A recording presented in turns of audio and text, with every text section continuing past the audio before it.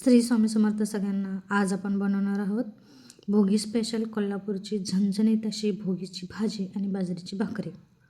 चला तर मग आपण पहिल्यांदा साहित्य काय काय घेतले बघूया. आपण घेतलेले आहेत वांगी, बटाटा, वटाणा, वरणा, ओले हरभरे, शेंगदाणे आणि गाजर.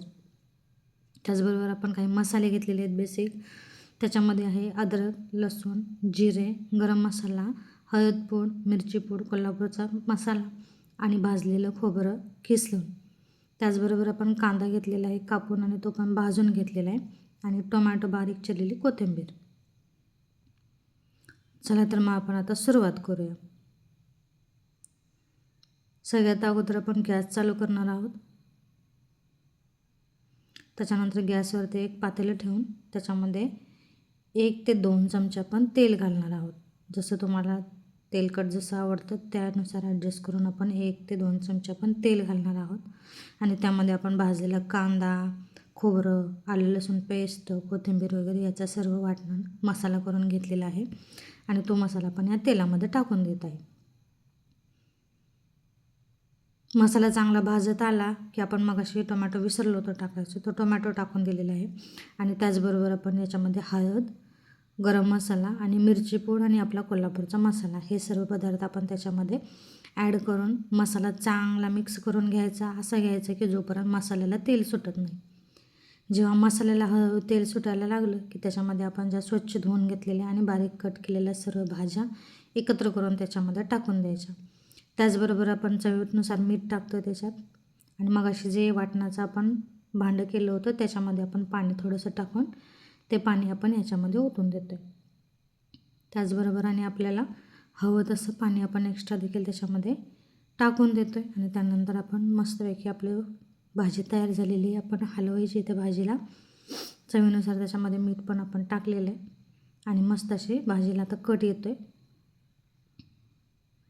वरून आपण थोडासा गरम मसाला अजून थोडा ॲड करायचा आणि नंतर कोथिंबीर थोडीशी टाकून द्यायची. भाजीला उकळी येईपर्यंत एकदा भाजीला उकळी आली की त्याला असा वरून एक कट येतो. एकदम कोल्हापुरी झणझणीत असा त्याला कट येतो. तुम्ही बघू शकता आपल्या भाजीला कसा एकदम झणझणीत असा वरून कट आलेला आहे. इकडे भाजीला कट येते तोपर्यंत इकडे आपण लगेच भाकरी बनवायला घेऊ. भाकरीसाठी आपण लगेच तवा ठेवलेला आहे गॅसवर. लगेच पीठ आपण घेतलेलं आहे. इकडं भाजी शिजते तोपर्यंत इकडं भाकरी लगेच बनवून घ्यायची आहे आपल्याला. लगेच आपण भाकरीसाठी पीठ घेतलं आहे, पीठ मळत आहे. पीठ अशा पद्धतीने आपण चांगलं असं मळून घ्यायचं आहे. आता तुम्ही म्हणाल एका हाताने पीठ मळते, तर दुसऱ्या हातामध्ये मोबाईल पकडलेला आहे त्याच्यामुळे एका हाताने पीठ मळते.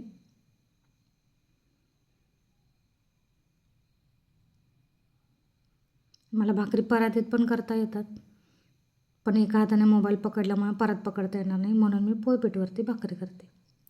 ही आणि सगळ्यात म्हणजे ही बाजरीची भाकरी, बाजरीचं पीठ आहे, पण आपण फिल्टर लावलं तर फिल्टर लावल्यामुळे ते पीठ पांढरं दिसतं आहे. त्याच्यावरती आपण तेल टाकून आपली पहिली भाकरी थापून झालेली आहे. लगेच आपण भाकरी उचलायची आणि तव्यामध्ये टाकून द्यायची. लगेच त्याच्यावरती पाणी लावून घ्यायचं. भाकरीला असं चारी बाजूने सगळीकडून पाणी लावून घेतलं की लगेच दुसरी भाकरी लगेच तयार करायला घ्यायची. दुसरी भाकरी तयार करायला घ्यायची. ती करत करतच आपण जी पहिली भाकरी तव्यामध्ये ठेवली त्याच्याकडे पण लक्ष द्यायचं. भाकरी बघा आपली अशी डम अशी फुगलेली आहे. मस्त असा भाकरीला पापड आलेला आहे.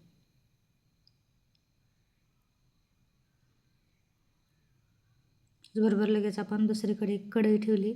कढईमध्ये थोडंसं तेल आणि थोडासा लसूण आणि हिरवी मिरची टाकलेली. त्याच्यामध्येच आपण ही थोडीशी भाजी टाकत आहोत.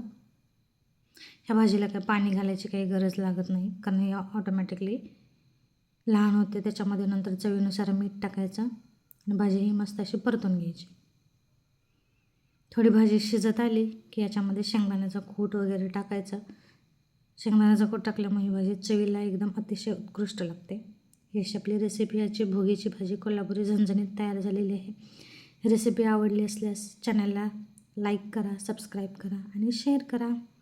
धन्यवाद. श्री स्वामी समर्थ.